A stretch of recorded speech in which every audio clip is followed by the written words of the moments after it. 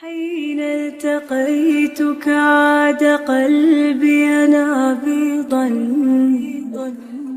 وجرى هواك بداخلي مجرى دمي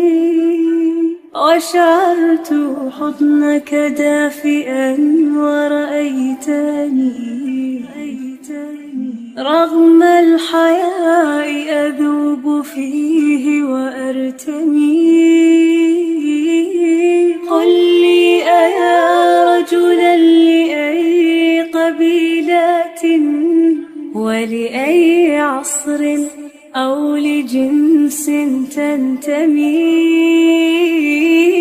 ولمن تعود أصول عينيك التي